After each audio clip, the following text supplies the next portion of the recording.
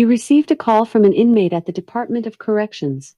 This call will be recorded and monitored. If you wish to block any future calls of this nature, dial 7 now. To accept this call, press 5 now. To decline this call, hang up. Well, if it isn't our good old buddy Yellow Mellow, how is life going for you? Wow. So the victim's family contacted you. Now that doesn't happen very often. One of those come to Jesus moments, huh? Well, I kind of hear mixed things about forgiveness, and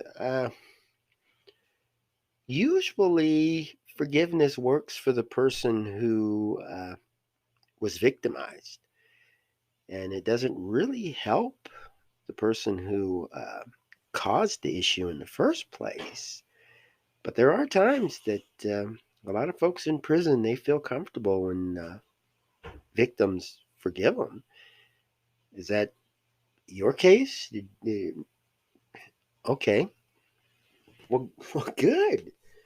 Good. That is very unusual, but I'm glad that they reached out to you, and I'm glad you're able to have a nice conversation.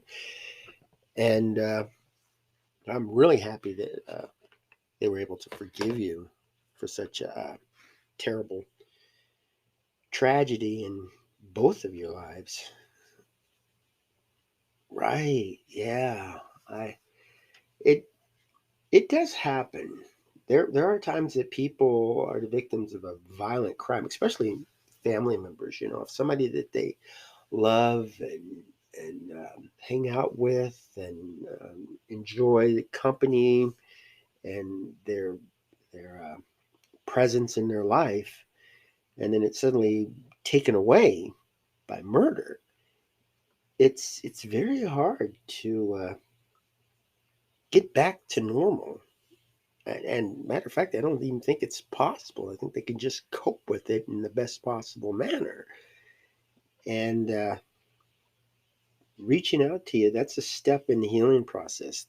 I'm sure this family's beginning to feel that they can only control things in their life that are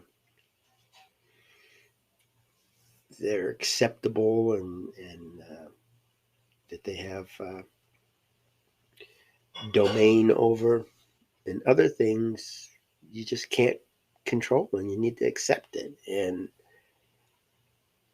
yeah, yeah, that yeah, it should it well, you can't really require it of all people, but I know in court a lot of times they'll allow the defendant to stand up, and then they'll allow the family members and victims to stand up and say something as well.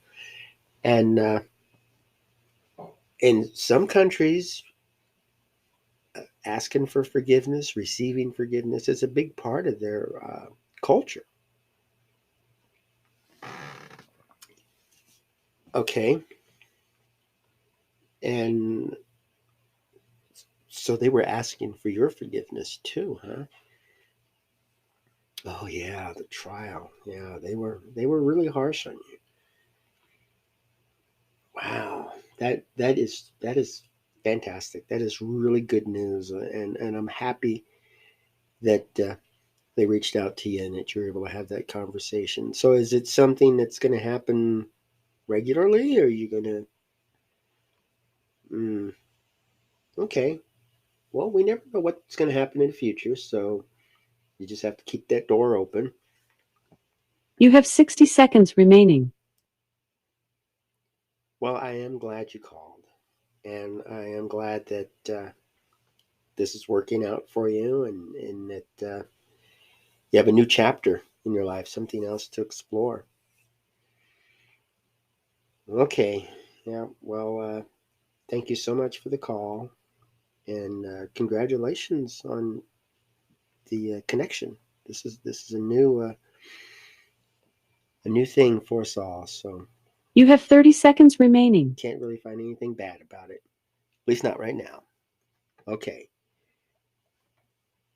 All right. Thank you for the call, and you take care of yourself. Stay out of trouble.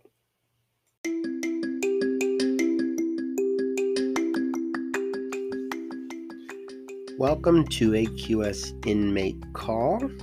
I am your host, Joel Wilborn, and this is another episode that's based on events that have happened to me in my life.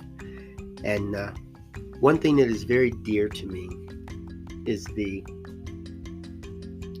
happiness, well-being of loved ones.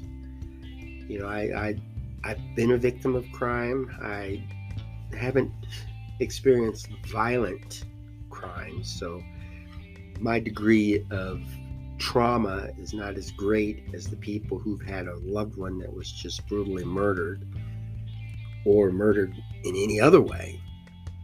It's just more or less like, I've had things stolen, and I've had people con me. And I don't feel good about it. And I certainly don't want to wish the best for these people who've done these things to me. It does have an effect on a person's life. I very seriously doubt that you could actually meet somebody who says, I'm a victim of crime and it didn't affect me at all. Unless it's maybe somebody who commits crimes regularly and they expect that kind of stuff. Gang members, they encourage people to commit crimes just to join the gang or prove their worth or something. In this particular case, we have a person who is convicted of murder, and she's serving time, and the family of her victim reached out to her and said they want to forgive her for what she did. They don't hold that against her, and they understand her circumstances. And it shocked her, and it also warmed her heart. It made her feel better. And this is good no matter what. There's really nothing bad about forgiving somebody. There are times we'll see reports of people or hear stories about people that forgive somebody that maybe committed a brutal crime against them, and they reached out to the defender, and forgave them. And I would say, seeing some of these stories, you kind of wonder, how could they do that? Especially with the recent events where people walk into a school and start shooting children. And when the parents who had great plans for their children worked really hard to give them a good life, and then this happens, it's devastating. And to look the person in the eye and say, I forgive you for what you did, that's a shocker. It's a really big shocker. And one thing about forgiveness, it's a personal thing. It is extremely personal. As much as we might criticize people for forgiving somebody, or criticizing the act of somebody asking somebody to forgive,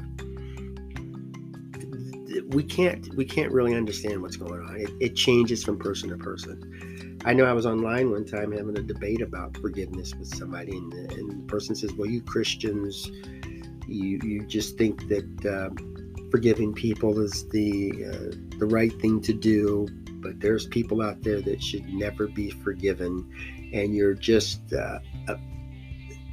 giving comfort to the person who committed the crime who doesn't deserve it. And these people are just closed-minded. They weren't willing to listen to anything I had to say or anything anybody else has to say, because in their mind, forgiveness only goes to certain people. If a child steals a cookie from the cookie jar and lies about it, and you eventually forgive this person, they're considering that okay. But if a person commits a violent offense, that's a different story from their perspective on the outside. And some of the folks I talk to are victims of violent crime, and either directly or indirectly, and they feel forgiveness is not the right thing. These people should go to their grave never being forgiven. Well, one interesting thing about forgiveness, a person could commit a crime or a wrong against you and you not know who it was. Let's say you're digging through your history, your ancestry, and you find out that a relative of yours was raped and had a child, and the child grew up to become a serial killer. And let's say this stain on your history has just been, it's been very tough to accept. Even though there's been many years that's gone by, it's just a tough thing. And so a lot of the trauma associated with this history, a lot of the pain, a lot of the treatment by society, all because of this, is a result of this person raping one of your relatives. You could actually forgive that person, never having met this person, never having known who this person is. And it could help you get through your life. You'll say, I know what you did was wrong. I know you caused a lot of pain and sorrow for this family, but I forgive you. I forgive you for what you did. The circumstances that were going on in your life may have very well contributed to it. We're all born with these evil desires, these evil tendencies, and we have to fight to withhold them, to keep them away from our life. It's not easy being good in today's society. And if you reach out and you understand that from people, that some people can control it, some people have the right environment, the right support, the right background, training, mentorship, all these things that contribute to them being able to suppress evil tendencies. And then there's others that are encouraged to commit these things, or they reach out to try to get help, to try to suppress some of these evil thoughts and these evil tendencies, and they're not receiving anything. Nobody cares. So you could forgive a person who's long gone, or a person we'll never know. And going to bed that night, you'll have a peace of mind. Your trauma's not gone. The history's not changed. Life continues on as it would have whether you forgive the person or not. But in your mind, you feel a slight comfort. And if you look at the butterfly effect, that could make a big difference to you and to other people around you. Look at the trauma, the pain, the shame as being a cut in your skin. You have a deep cut. So to help the healing process of this cup, you put some ointment on it and a bandage, and then you let it heal on its own. You care for it. You do what you can to ease the pain and to hasten the healing. Now, you could give a Band-Aid to the person who cut you. It's not going to do any good. You can give ointment, you can give comfort. It's not going to heal your cut. So, forgiveness is like that treatment that you do for the cut. The person cut you, reaches out and slices the skin, and it's up to you to heal it. And this other person who cut you could give you a Band-Aid to cover it, or could put the Band-Aid on, or could treat the cut. But that is asking for forgiveness. That's changing a lifestyle, mannerism, doing something to try to make up for the cut that came. And it's really not healing you, because you could pull the Band-Aid off, you could neglect the care for the cut, for this incision in your skin. It all goes back to you. And so if a person does cut you and then just wanders off smiling and happy that it was done, and you reach out and say, I forgive you, that's putting the Band-Aid and caring for this wound yourself. Nobody else can do this. Nobody else can heal this pain that's welling within you. And nobody has the right to blame you for feeling discomfort, for feeling that, why should I forgive this person? Why should I show any care toward people who victimize me like this? It's not right for us to judge you for that, to say you have no right to feel that way, or you should feel that way. This is personal. This is for you. So when people kill one of your loved ones, and you reach out, maybe write a letter and say, I forgive you for what you did, that person's life isn't going to get any better. It isn't going to end. It's going to make your life a little easier to bear. It will work for you. Forgiveness is extremely personal. It's like taste. You know, when you buy a beverage, you drink it, you like the taste, you buy more, you drink more, and you offer it to a friend who just can't stand it. And no matter what you say or do, that friend is not going to like that particular drink. You will, though. And it's just for you. There's certain colors for you, certain bed styles, certain clothing that makes you unique. That's your brand. And forgiveness is like that. It's not something you can give away. It's not something you can take. It's what you do for yourself. And other people can help you to reach a good decision about forgiving somebody, or other people can just ignore it. And then it comes to the point where forgiveness isn't something that's due to the person who committed the problem in the first place. It's not something that's a community group effort or anything like that. Forgiveness is definitely personal. It definitely belongs to you. And if you choose not to forgive the person, and if this continues to bother you, I mean, to the point where you're even suicidal, then you have to think about, who are you helping? How are you helping the offender? What are you doing to make the offender's life easier? And when I talk to people who have been forgiven by victims, they're not saying my life is better or it's easier to serve my time.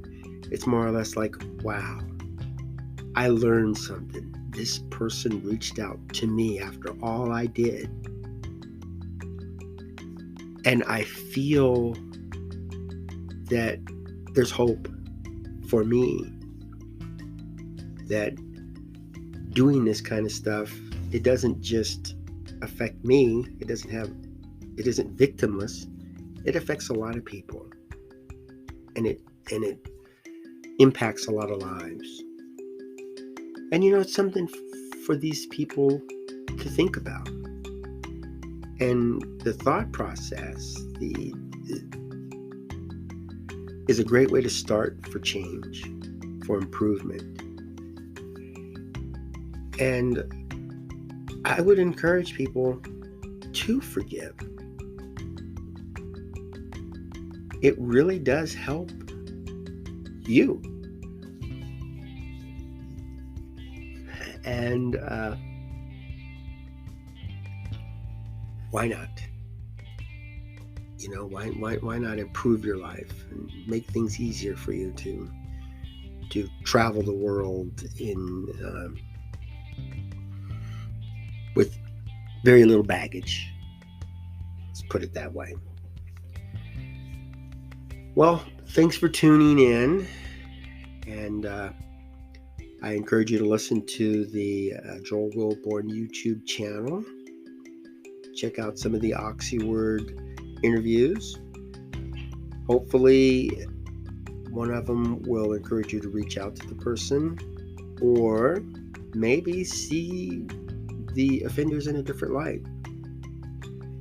And if you get a chance to forgive somebody for doing you wrong, look within, see how it makes you feel.